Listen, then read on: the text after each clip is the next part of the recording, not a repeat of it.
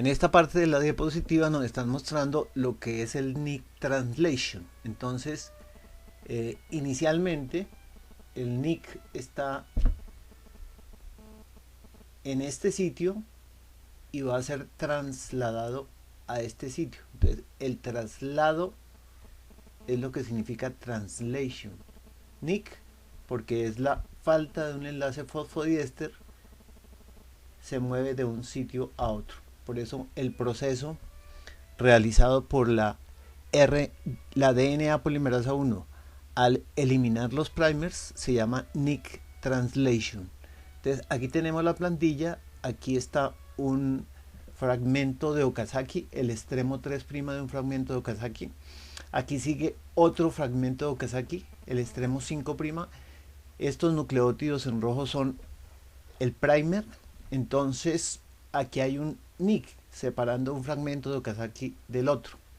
Entonces la DNA polimerasa 1 de procariotes, su actividad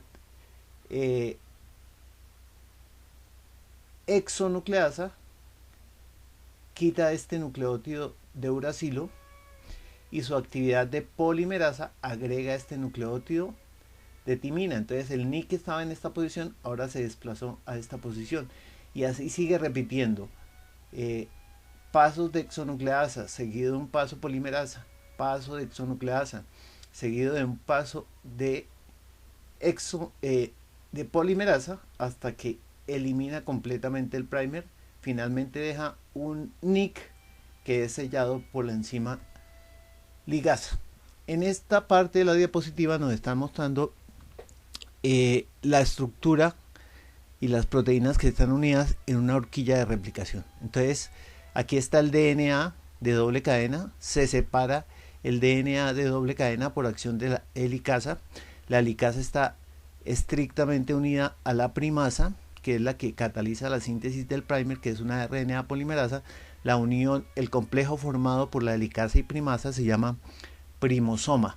Una vez la helicasa separa las cadenas, a las cadenas sencillas se unen las proteínas de unión a cadenas sencillas o SSB en los procariotes.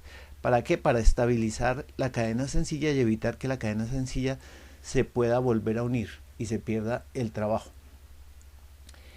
En cada horquilla hay dos DNAs polimerasas. Las DNAs polimerasas están unidas por las unidades tau. Entonces, simultáneamente una polimerasa va sintetizando el DNA en la cadena de síntesis continua y la otra DNA polimerasa va sintetizando el DNA en la cadena de síntesis discontinua. Como la cadena de síntesis continua tiene la plantilla en dirección 3', 5', es decir, la misma dirección en la cual se están separando las dos cadenas, y la cadena de síntesis discontinua tiene la plantilla en dirección 5', 3', se voltea 180 grados la plantilla para que las dos polimerasas puedan ir polimerizando en el mismo sentido, es decir, en este caso de izquierda a derecha, pero en este caso la plantilla se volteó 180 grados. Nos mencionan además que como la separación de las cadenas va produciendo un hiperenrollamiento corriente abajo de la horquilla de replicación, entonces una topoisomerasa va liberando la tensión que se está produciendo por el superenrollamiento de este DNA, porque el desenrollamiento que se produce al separar las cadenas se convierte en hiperenrollamiento que debe ser resuelto por las topoisomerasas. Posteriormente, entonces, para unir dos fragmentos de Okazaki, entonces se necesita la actividad exonucleasa, como lo explicábamos aquí, exonucleasa 5', 3' de la DNA polimerasa 1 y la actividad polimerasa de la DNA polimerasa 1. El nick al final, que queda entre dos fragmentos de Okazaki, es sellado por una enzima DNA ligasa. La DNA polimerasa 3, que correspondería a estas enzimas, la DNA polimerasa 3 tiene unas tres unidades, la alfa, la epsilon y la omega, que cuando unidas forman la parte central, el núcleo de la RNA polimerasa 3. Pero estas tres unidades se unen con otras 7 subunidades para formar lo que se llama la holoenzima, que está formado por 10 péptidos, que son la alfa, la epsilon, la omega, más las tau, la psi, las psi, las gi, las beta, las gamma, las delta y las delta prima. Entonces esas son las 10 subunidades o péptidos que forman la holoenzima. La subunidad alfa es la que tiene la actividad polimerasa, la subunidad epsilon es la que tiene la actividad exonucleasa 3'5', que es la que corrige errores. La subunidad omega se considera que puede mejorar la actividad. En algunas partes dice, en este libro dice que la actividad de la polimerasa, o en otras partes dice que la actividad exonucleasa 3'5'.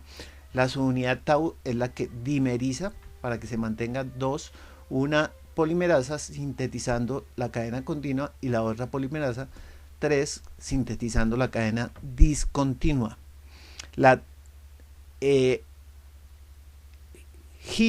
y la Psi entonces participan en la regulación de la transición de la síntesis de los primers para que posteriormente actúe la actividad de DNA polimerasa y continúe con la síntesis adicionando desoxirribonucleótidos. Las subunidades betas, en el caso de los procariotes, forman el anillo deslizante, que es el que le hace que una enzima distributiva que solamente une 10 a 20 nucleótidos por evento se convierta en una enzima procesiva, es decir, que de mantenerse unida agregando 10 o 20 nucleótidos se mantenga unida a la plantilla uniendo cientos o miles de nucleótidos. Entonces forma un anillo, dos unidades beta, anillo deslizante.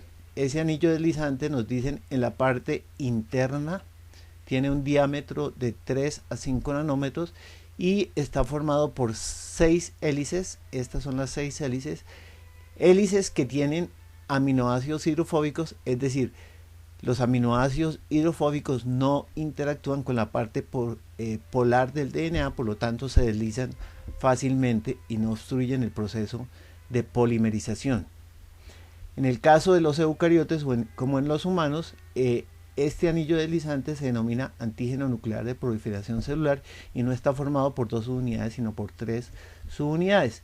Y en el caso de un virus de E. coli, el bacteriófago RB69, también el anillo deslizante está formado por 3 subunidades. En esta parte de la diapositiva, entonces nos está mostrando cómo el anillo y cómo hay una serie de proteínas en el caso de E. coli, 3 subunidades gamma, una subunidad delta, una subunidad delta prima, la subunidad Gi y la subunidad Psi, que forman un ensamblador del anillo. Ese ensamblador del anillo, cuando está unido a ADP, se une al anillo cerrado.